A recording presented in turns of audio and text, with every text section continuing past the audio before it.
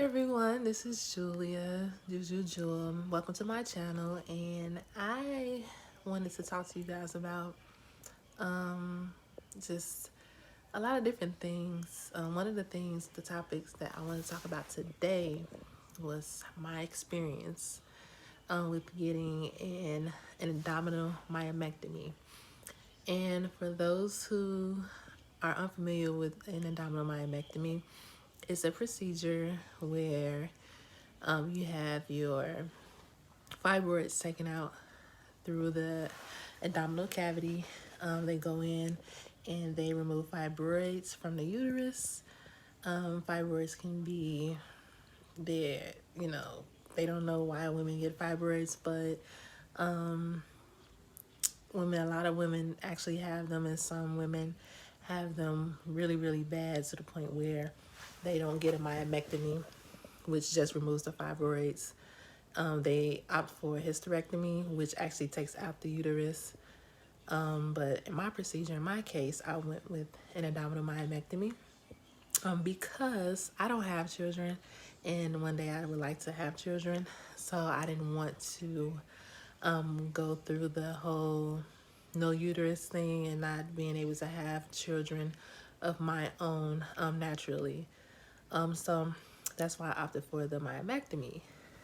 So just to kind of give you guys a little details about my situation from the myomectomy, just to kind of start from the beginning.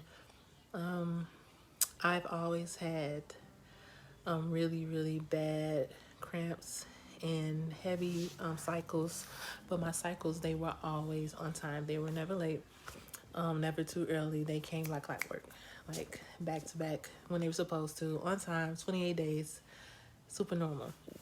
But my actual cycles, I just remember from being a teenager, a preteen to a teenager. I started my cycle when I was young. I was 9 years old. But in between that time until now, I would say maybe until about 2 years ago, my cramps were always extremely bad. So I think I started maybe developing the fibroids maybe in my teens, and it got to the point where it became unbearable, the pain. So I went to one particular doctor just to kind of see what could I do. This was about 2 years ago, and I did an ultrasound, and the ultrasound came back showing that I did have some fibroids, but also one of the things that I thought I had but wasn't 100% sure if I had it was endometriosis.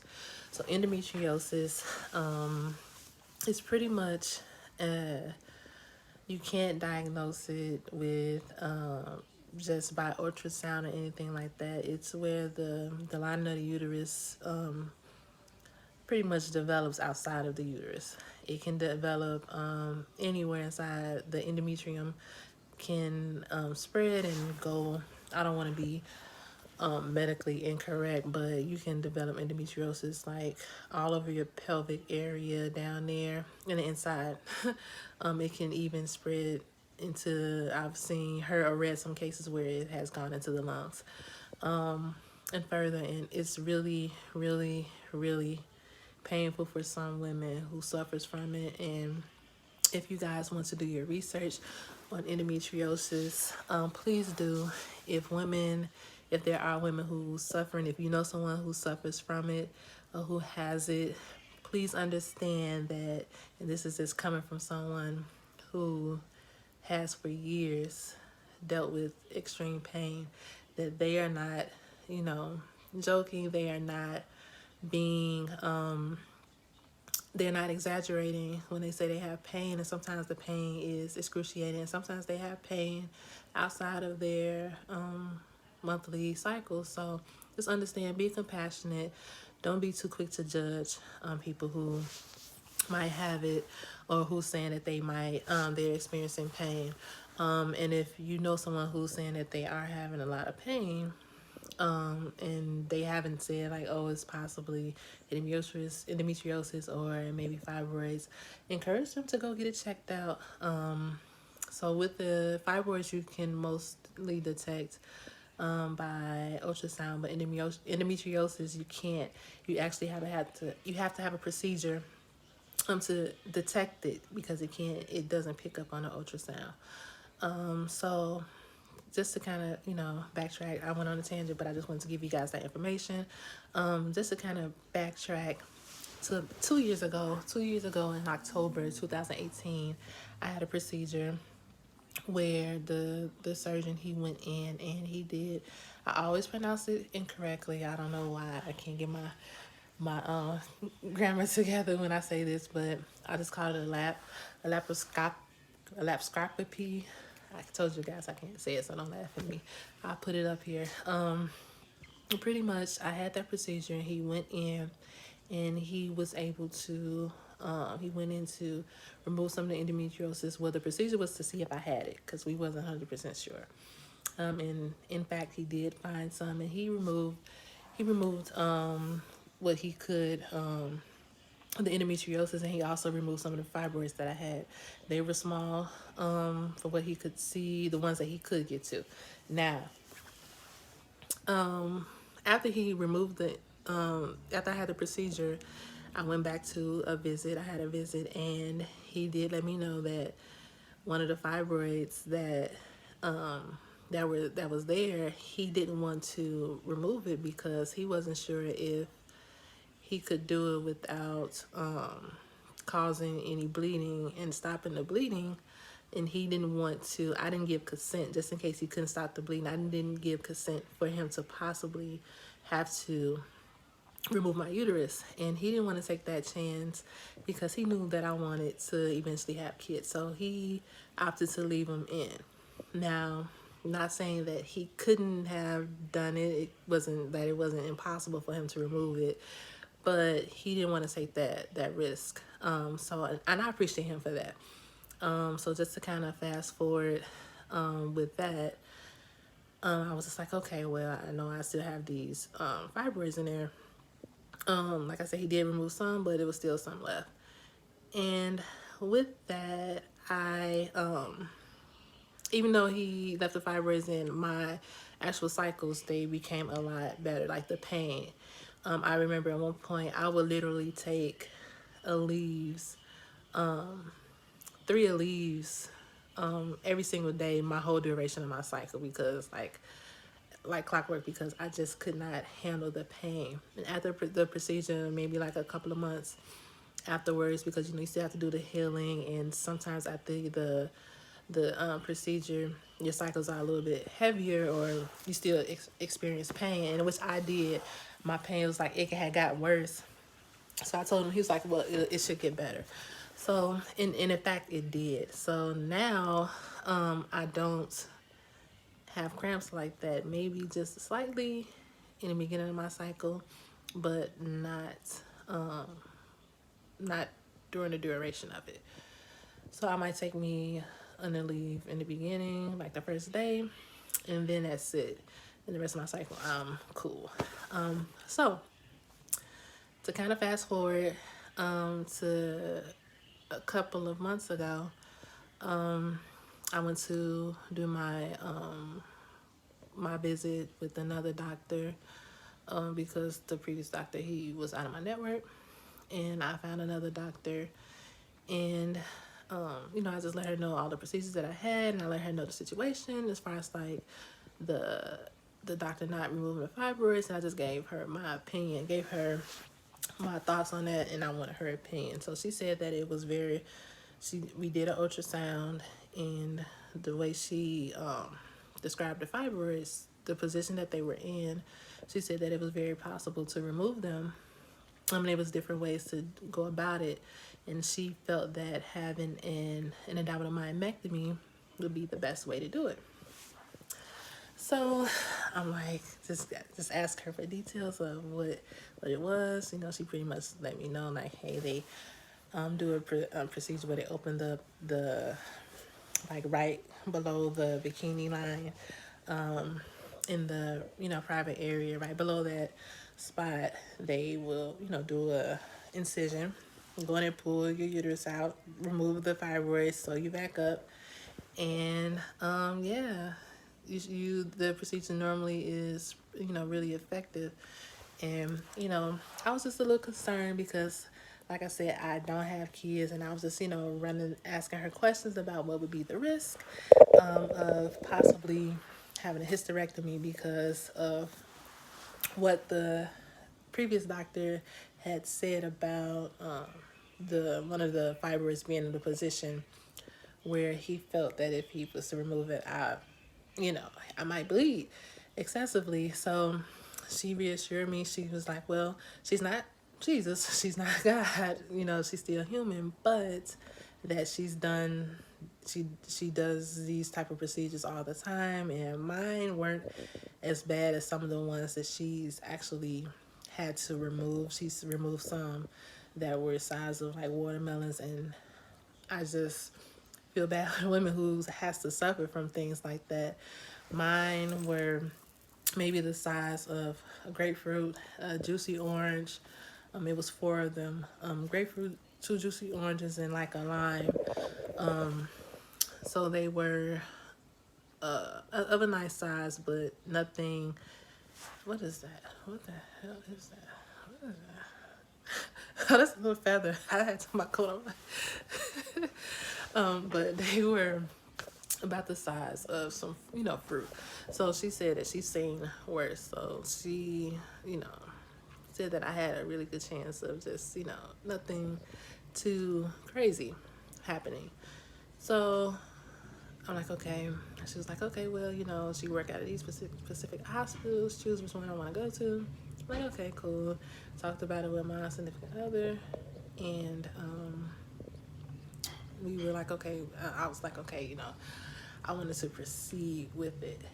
So scheduled me out for the procedure, and by it being COVID, so let's just go there. So by it being COVID, before I could have a procedure, I had to have a COVID test done a few days before the procedure, make sure that I tested negative, and then also too, no one. Sorry if you guys could hear that. My boyfriend's in the kitchen. I guess he's trying to cook, and he's like banging up some dishes. So pardon me if you hear that, but if not, then it's okay. But nevertheless, what was I saying? Yeah, so I had to do this COVID test. I came back negative for that. That sounds so crazy. Like I'm getting tested for like an STD or something. But yeah, I was negative.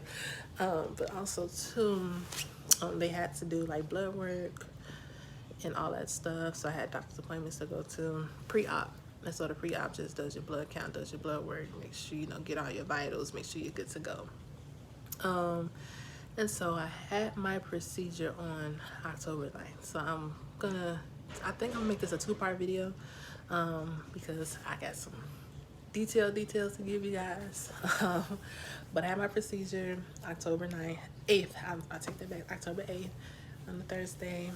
And the procedure itself went well. They were able to remove the fibroids, and they were able to keep my uterus. So I am very thankful for that.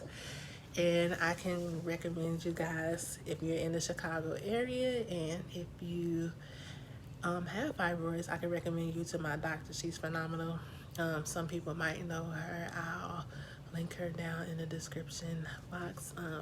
But yeah, or you can inbox me and I can let you know who she is. She was wonderful. She really did a great job. And my incision, guys, like, okay, I am just so thankful that I was expecting my incision to scar up and have me to have like, if for it to look ugly.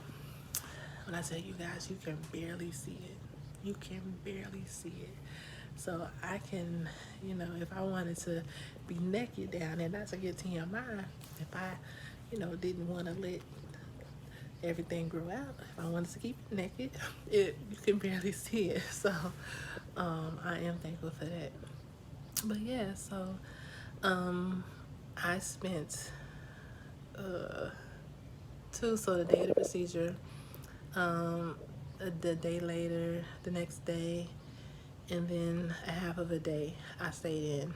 It was only supposed to be one day, but if you guys don't know, if you have a major surgery, you can't go home until, I guess, for most surgeries, you can't go home until you pass gas.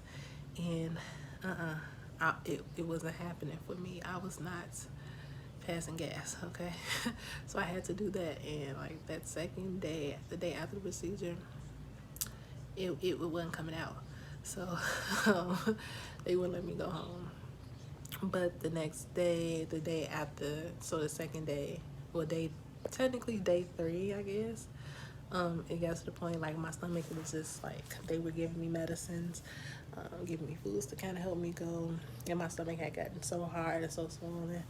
I'm like, look, I don't care what y'all that gotta do, get this gas out of me, okay? Get it out, get it out.